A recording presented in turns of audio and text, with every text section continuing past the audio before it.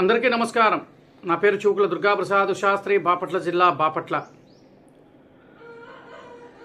కొంతమంది రాజకీయ నాయకులు కొంతమంది గత ప్రభుత్వంలో పనిచేసిన రాజకీయ నాయకులు, వైసీపీ ప్రభుత్వంలో పనిచేసిన రాజకీయ నాయకులకి దేవుడంటే భక్తి, ప్రజలంటే భయము, అసెంబ్లీ అంటే గౌరవం లేని వ్యక్తులు కొంతమంది ఎలా ప్రవర్తన చేస్తున్నారు అనేది చిన్న ఉదాహరణతో సహా కొన్ని ఫోటోలు, ఒక వీడియో సహా మీకు నేను చూపిస్తాను. మత్సుక్క ఈ ఫోటోలు చూడండి. ఇది ఒక ఫోటో అండి. ఇది సాక్షాత్ అసెంబ్లీ సమావేశాలు జరుగుతున్న వైసీపీ నాయకులు. ఈయన బొత్స సత్యనారాయణ గారు, మీ అందరికీ తెలిసిన వ్యక్తే. తూ తా అనే మాట్లాడటం ఆయనకే తెలియదు కాబట్టి పాప ఆయన మనం మాట్లాడకూడదు కాబట్టి ముందు ఇక్కడ ప్రధానంగా తీసుకుందాం. ఈయన ఫోటో పట్టుకున్నాడు చూడండి. అదే కిందకు వస్తే చెప్పులు వేసుకున్నాడు. సహజంగా మన దేవుడి ఫోటోలు మనం తీసుకుని ఏదైనా మనం దేవుడి ఫోటో పట్టుకుంటున్నామంటే చెప్పులు లేకుండా నిలబడతాం. అది మన సాంప్రదాయం, దేవుడి మీద ఉన్న భక్తి, మన విశ్వాసాలు, భక్తి విశ్వాసాలతో. ఈయన ఏం చేస్తున్నాడు, పక్కనున్న ఆయన బాగా చూడండి. ఇదిగోండి, ఈ పక్కనున్న ఆయన అసెంబ్లీ వైపు చూస్తున్నాడు. ఏది ఆ కౌంటర్ల వైపు. ఎవరు అయ్యా మేము వచ్చాము, మేము చూడండి, ఇదిగో మా ఉనికి మేము చాటుకోవాలి కదా అని చెప్పేసి వచ్చారు. సరే, ఇదంతా అయిన తర్వాత ఈయన ఇంకోటి కూడా చూపిస్తారండి. చాలా హాస్యాస్పదంగా ఉంది ఫోటోలు చూస్తుంటే. ఈయన చూడండి ఎట్లా చూస్తున్నాడు, ఈయన వైపు చూస్తున్నాడు. ఈయన వైపు చూస్తున్నాడు. నువ్వు బాగానే పట్టుకున్నావు, నువ్వు బాగా పట్టుకో, జాగ్రత్తగా పట్టుకో, ముందు మనం మాట్లాడాల్సిన ఉన్నాయి, మళ్ళీ మన మాటలు డైవర్ట్ అవుతాయేమో అని చెప్పేసి ఆయన ఒక భంగిమతో చూపిస్తే ఈయన కూడా చెప్పులు వేసుకున్నాడు. ఈయన కూడా మరి వైసీపీ నాయకుడికి సంబంధించిన ఆయన. దీని తర్వాత ఒక చిన్న వీడియో పెడతా. వీళ్ళు ఎంత భక్తి ఉన్నది అని చెప్పని చూపించుకోవడం కోసం, వాళ్ళ మనుగుడుకు సోగడం కోసం వాళ్ళొక వీడియో పెడతారు. అది చూసిన తర్వాత మనం మాట్లాడదాం.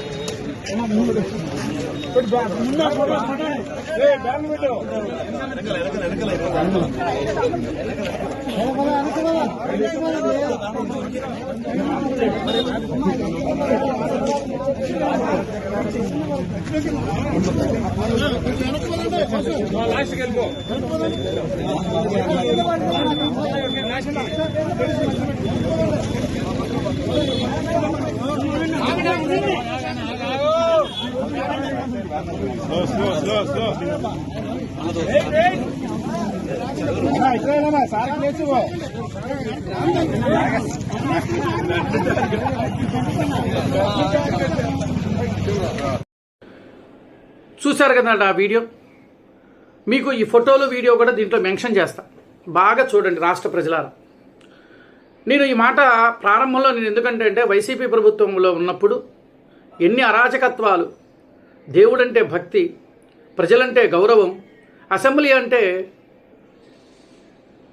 అంటే గౌరవప్రదమైన స్థానంలో ఉండి కూడా అక్కడ వీళ్ళు ఎట్లా వల్గర్గా మాట్లాడారో, ఏ రోజు కూడా అసెంబ్లీ సమావేశాలు జరిగేటప్పుడు వైసీపీ ప్రభుత్వం ఉన్నప్పుడు ఆ రోజున రాష్ట్ర ప్రజలకు సంబంధించిన విషయాలు ఏవి కూడా, అంటే అభివృద్ధి పనులకు కానీ, లేదు ఎలా ముందుకు వెళితే మనకి ఎలా జరుగుతుంది, మన ఆ రాష్ట్ర ప్రజలు ఎలా ముందుకు వెళ్ళాలి అని చెప్పి నేను ఆలోచన చేయకుండా ఆ రోజున బూతుల పర్వంతో ఎప్పుడు ఏ సభ ఏర్పాటు చేసినా కూడా బూతుల పర్వంతోనే ప్రారంభమైందే తప్ప ప్రజల యొక్క సమస్యలను పరిష్కరించాలి అనే కనీసం ఇంకిత జ్ఞానం కూడా లేకుండా వాళ్ళు అసెంబ్లీ సమావేశాలు నిర్వహించేటప్పుడు ఎంత దారుణంగా మనం కూడా చూసాం సామాజిక మాధ్యమాల ద్వారా అసెంబ్లీ సమావేశాలు జరుగుతున్నప్పుడు. కానీ ఈ రోజున ఈ ప్రభుత్వం, కూటమి ప్రభుత్వం వచ్చిన తరువాత అసెంబ్లీ సమావేశాలు జరిగేటప్పుడు చాలా మనందరం కూడా చూస్తున్నాం. ఒక ఎమ్మెల్యే కానీ ఎవరైనా సరే, ఒక ఎమ్మెల్యే ఒక సమస్య గురించి పరిష్కరిస్తే ఆ సంబంధిత శాఖ మంత్రి వాళ్ళు ఎలా స్పష్టతగా ఎలా చెబుతున్నారు అనేది మనం చూస్తూ ఉన్నాం. పరిపాలన అంటే ఇట్లా ఉండాలి.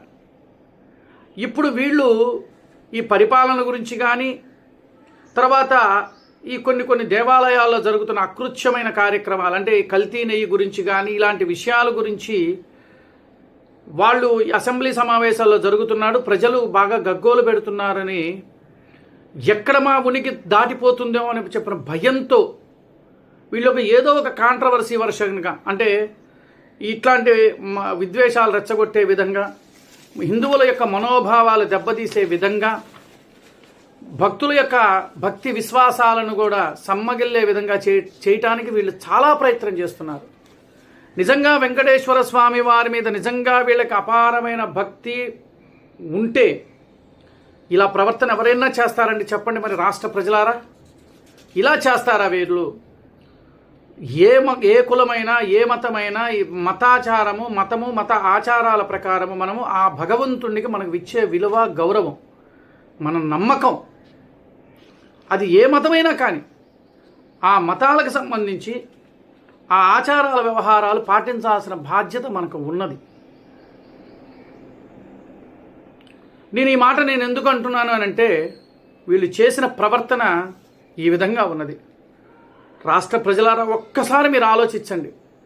ఇలాంటి వ్యక్తులు రాష్ట్ర ప్రజలను ఏదో నేను ఉద్ధరిస్తాను, నేను ఏదో చేస్తాను అని చెప్పి వీళ్ళు ఎంతవరకు రావటం ఏంటి? ప్రజలను మభ్యపెట్టడం ఏంటి? గతంలో వాళ్ళ ప్రభుత్వంలో ఉన్నప్పుడు, వైసీపీ ప్రభుత్వంలో ఉన్నప్పుడు, వైఎస్ఆర్ కాంగ్రెస్ ప్రభుత్వం ఉన్నప్పుడు రథం తగలబడ్డిన రోజు కూడా వీళ్ళు స్పందించాల. ఆ విజయవాడ దుర్గగుడిలో సింహవాహనాలు పోయినా కూడా స్పందించాల. వేటికి స్పందించిన ఈ వ్యక్తులు ఈ రోజున ఇలా ప్రవర్తన చేస్తున్నారు అని అంటే ఒక్కసారి మనం ఆలోచించాల్సిన విషయం. ఇది నేను మాట్లాడిన విషయం కరెక్టా కాదా అని చెప్పేసి మీరు కామెంట్స్ రూపంలో తెలియజేయవలసిందిగా మిమ్మల్ని మనస్ఫూర్తిగా నేను కోరుకుంటున్నాను. నమస్కారం.